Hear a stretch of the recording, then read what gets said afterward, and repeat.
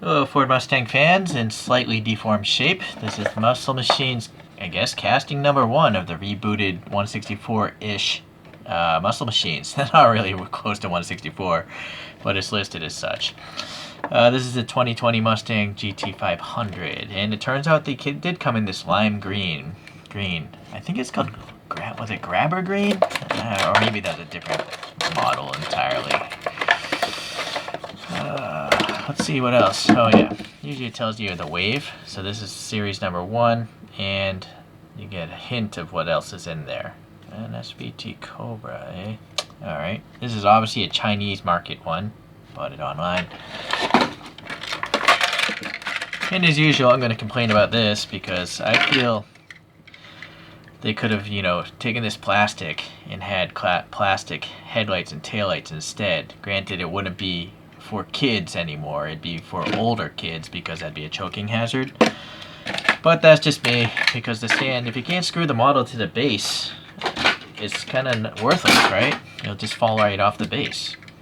Alright, well anyways, let's compare to these photos I found online. Okay.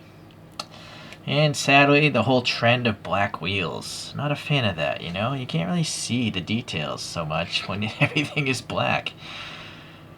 And it's also, well, I guess maybe you don't have to clean them as much. Maybe that's the reason why. Just general laziness, right? I wouldn't want to clean my wheels.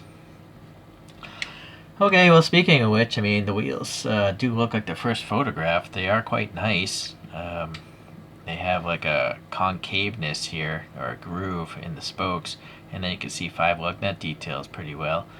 I'm not sure if there's a weird illusion. It doesn't look circular because it's like scalloped out here.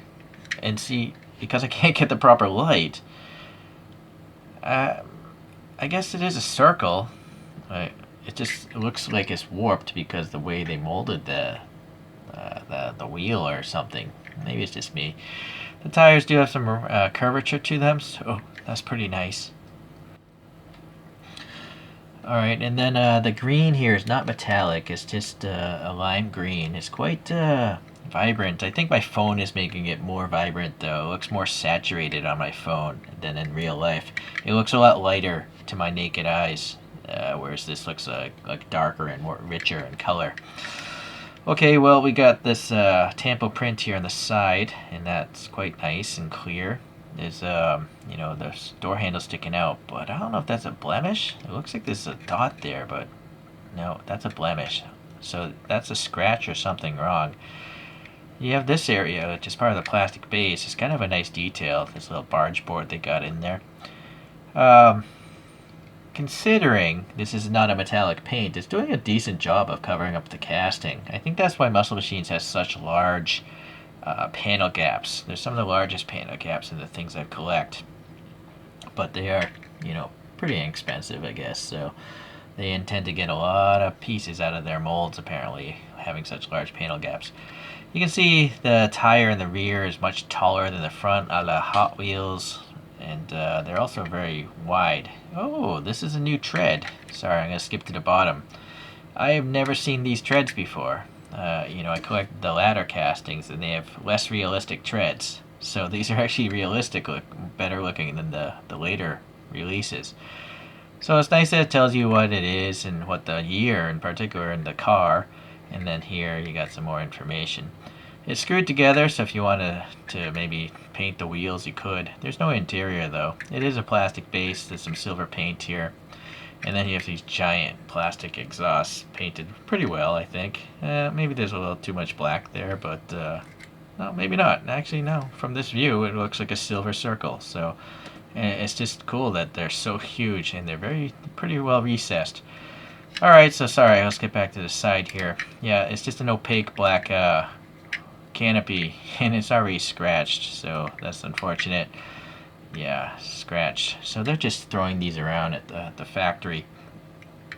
Nice louvers in the casting here. Very nice black, glossy black paint.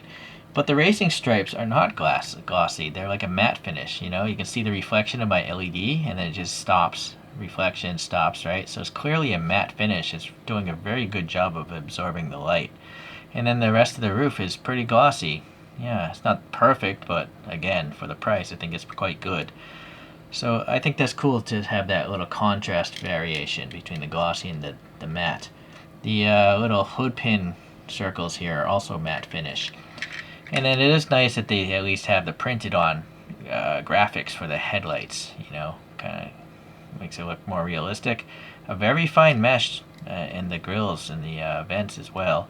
And then again, you have a nice breakup of contrast here, this glossy versus matte. And then it also has, I think, GT500 there, if I could focus on it. It's kind of hard, the camera's having a hard time. Well, it looks more like a UT500, but whatever. Some white paint here for these running lights looks pretty good. They even got the tiny bit of stripe way down here, and then we have a Shelby written across there, so that's really neat. This chin lip is part of the metal casting, and it's just painted black. So, alright. And then it's cool that there's a Cobra in the grill, painted silver. So that's a really cool front end. Very nice. Very, very good job, Maisto. Do you guys call it Maisto or Maisto? Sounds Italian to me, but I think it's a French brand. Right, yeah. Fuel filler. Oh, I didn't even notice there's a reflector here. It's not on the front though. Not enough black paint there. A little sharpier paint would be helpful, but I'll get around to it later. Nice to have a license plate. Ford Performance, very good. It's like a silver license plate. And then we have some red paint in the louvered taillights. Shelby snake there looks good. And again, pretty good stripes here. Not quite all the way there, but still pretty good. They have a little silver here and what I imagine is the backup lights. And then again, a really fine grill in the back here. The wing is passing air or no? Oh, it's not. Huh, is it part of the casting? Oh, what do you know? This is actually part of the casting. I wouldn't have expected that. It does go under a nice amount, but it is blanked off here. So, interesting. I wonder if they could have actually had it hollow, because if this is the core of the mold, it could have just gone all the way through. But I guess they decided this is the way to go.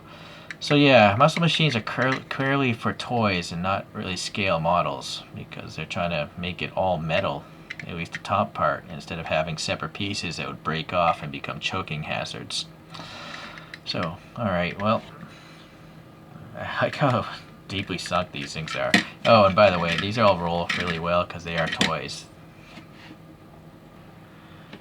So here's a Mini GT. I don't know if it's the same one because they don't tell you. Oh, I guess it did. It is the same one, same year as the Mini GT even.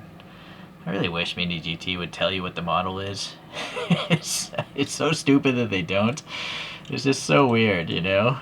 Just to not tell people what product you have purchased other than the packaging. But who displays their models inside of a cardboard box, right? It's really strange.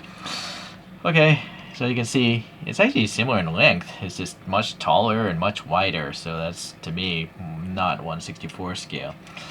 Here's a really cool one, this RTRX. Very neat. Much bigger fan of this one than that one, I'd say. But that's still a pretty cool car. And I guess the last one I can fit up here is a good old GT40 that won the 24 Hours of Le Mans. Or Le Mans, as I like to say. Yes, alright.